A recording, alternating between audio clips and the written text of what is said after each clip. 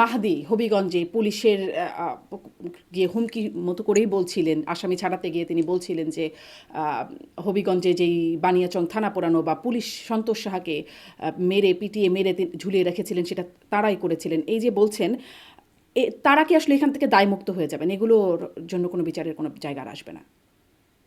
এটা জুলাই অগাস্টের রিলেটেড যদি ইভেন্ট হয় অবশ্যই দায়মুক্ত মানে হবেন। আপনি কি ব্যাখ্যা তারা করছেন এটা কি সেই ইভেন্ট? যেগুলোতে ইয়ে ছিলেন, হ্যাঁ, আপনার কি মনে হয় এটা কি সেই রিলেটেড ইভেন্ট? এইটা তো সেই দিনের ঘটনা তো আমি বলছি না, আমি বলছি যে ওনারা জুলাই অগস্টে যে আন্দোলন করেছেন সেই আন্দোলনের সময় যে ইনসিডেন্ট গুলো হয়েছে সেই ইনসিডেন্টের দায় মুক্তি হবে।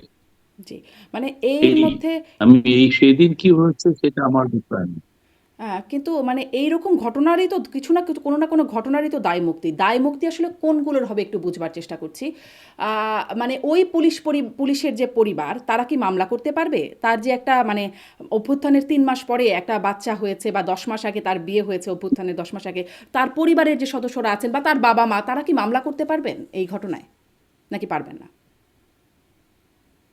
এটার জন্য একটা তাদেরকে এটার জন্য একটা মেজার রাখা হয়েছে। তারা ন্যাশনাল হিউম্যান রাইটস কমিশনের কাছে যেতে পারবেন, যে তাদের এই কমপ্লেন করতে পারবেন। বাট ন্যাশনাল হিউম্যান রাইটস কমিশনও এই জিনিসগুলো তাদের আওতায় নিয়ে তারা তাদের মতো করে দেখতে পারবেন।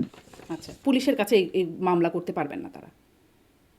না, এটা এটা এনএইচআরসির একটা বিষয়। আচ্ছা, মানে সাধারণ মানুষ কি বুঝবে কখন কোথায় যেতে হবে? নাকি না, কেন বুঝবে না? একটা লতে স্পষ্ট ভাবে লেখা থাকলে কেন বুঝবে না? আচ্ছা।